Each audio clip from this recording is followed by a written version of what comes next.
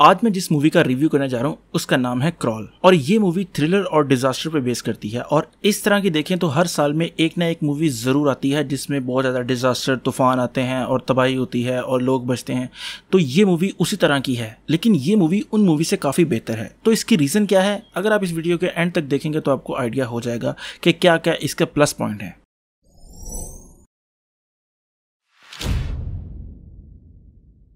अब इसकी जो स्टोरी है ना वो बहुत ज़्यादा कॉम्प्लेक्स नहीं है, बहुत टू दी पॉइंट स्टोरी है। और अगर किसी ने ट्रेलर देखा हो तो उसको स्टोरी का आइडिया हो गया होगा कि क्या स्टोरी है। और अगर किसी ने ट्रेलर नहीं देखा तो मैं उसको स्टोरी बता देता हूँ, क्योंकि इसका अगर आपको स्पॉयलर्स भी पता चल जाएंगे ना तो फिर भी आपको इतना ज़्यादा फर्क नहीं पड़ेगा, क्योंकि जो आप देख रहे होंगे उसमें थोड़ा सा थ्रिल बहुत ज़्यादा है, तो वो आपको देखने का मज़ा आएगा। तो स्टोरी बेसिकली ये है कि एक लड़की है, वो स्विमर है। उसको पता लगता है कि जहाँ पर उसके फादर रहते हैं वहाँ पर तूफान आ रहा है और उसके फादर फ़ोन नहीं उठा रहे। तो वो फादर को लेने जाती है, देखने जाती है कि क्या वो ठीक है, तूफान की वजह से कुछ हुआ तो नहीं, यानी कि तूफान बहुत तेज आ रहा था। तो जब वो वहां जाती है तो पता लगता है कि उसके फादर बेसमेंट में बेहोश हैं। तो जब वो बेसमेंट में पहुंचती है तो तूफान थोड़ा सा ज्यादा हो जाता है, पानी भरना शुरू हो जाता है और वहां पर पता लगता है हमें कि वहां पर मगरमच्छ हैं और एक नहीं काफी ज्यादा हैं। तो वो उनसे छुपते छुपाते पुलिस को ढूंढती है, ये करती है वो करती है, मतलब हर तरह से मदद लाने की कोशिश करती है और एंड पर वो सर्वाइव करते हैं।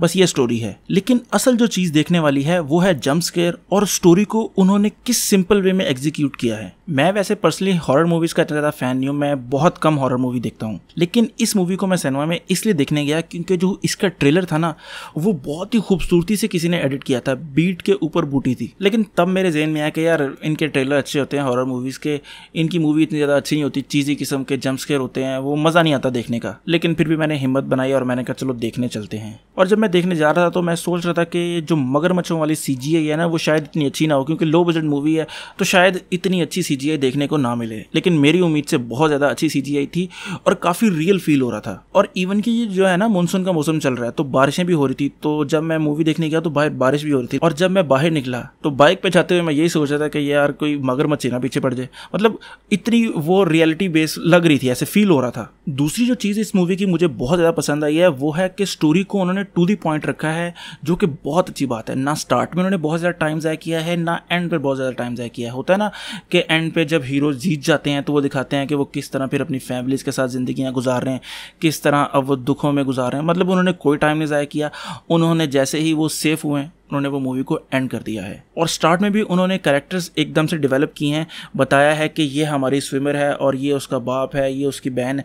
मतलब उन्होंने कैरेक्टर को डिफाइन कर दिया है कि हमारा जो कैरेक्टर है वो पानी में इतनी देर अगर रह रहा है तो वो क्यों रह रहा है, क्योंकि वो बचपन से स्विमिंग करता आ रहा है। अब अगर मूवी में इतना ज़्यादा कुछ अच्छा है तो उसमें जाहिर सी बात है कुछ ना कुछ बुरा भी होगा। मैं आपको एक सीन थोड़ा सा बताता हूँ कि उसमें बुरा क्या था, आप खुद ही देखें। अब ऐसा है कि बेसमेंट में वो दोनों बाप बेटी हैं और वहाँ पर मगरमच्छ घूम रहे हैं, तो वो एक सेफ प्लेस ढूंढ लेते हैं जहाँ पर वो मगरमच्छों से थोड़ा दूर रह सकें। तो जो लीड एक्ट्रेस है उसको नजर आता है कि उसका मोबाइल सामने गिरा हुआ है जहां पर मगरमच्छ घूम रहे हैं ना, तो वो सोचती है कि मैं मोबाइल पकड़ लेती हूँ वहां से और 911 को कॉल करके मैं बुला लेती हूँ ताकि हेल्प मिल सके। तो वो छुपती छुपाती मगरमच्छों से वहां पर पहुंचती है और मोबाइल उठाती है। अब अगर आप होते तो क्या करते? आप होते तो मोबाइल उठाते, भाग के दोबारा सेफ जगह पर आते और फिर वहां पर 911 को कॉल करते। लेकिन नहीं जी, वो वहीं पर बैठ के पुलिस को कॉल कर रही है कि आ जाएं, तो मगरमच्छ उसके पीछे लग जाते हैं। तो मतलब वहां पर उन्होंने ज्यादा इंटरेस्टिंग बनाने के लिए मेरे ख्याल से ये सीन किया, लेकिन मुझे उस सीन की समझ नहीं आई। इसके अलावा एक बंदा स्विम करता है तो चलो 1 मिनट के लिए 2 मिनट के लिए पानी के अंदर, वो 5-5 मिनट के लिए पानी के अंदर तैराकी करती जा रही है। मतलब वो aquaman की छोटी बहन है जैसे। मतलब ये चीज़ें जो है वो थोड़ी सी अजीब सी थी, लेकिन मूवी ओवरऑल बहुत ज़्यादा अच्छी थी और मैं आप लोगों को हाईली रिकमेंड करूँगा कि आप ये मूवी लाजमी देखने जाएँ। इवन के लायन किंग जैसी मूवी के ऊपर पैसा ज़ाया करने के बजाय आप ये मूवी देख लेंगे तो आपको ज़्यादा मज़ा आएगा। और अगर आप फिर भी आप लायन किंग देखना चाहते हैं ना तो आप पुरानी एनिमेटेड देख लें, सेम टू सेम वही है। खैर उसके ऊपर एक अलग वीडियो में बात कर लेंगे।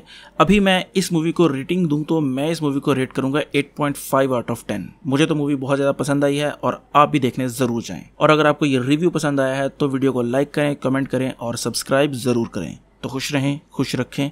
अल्लाह हाफिज़।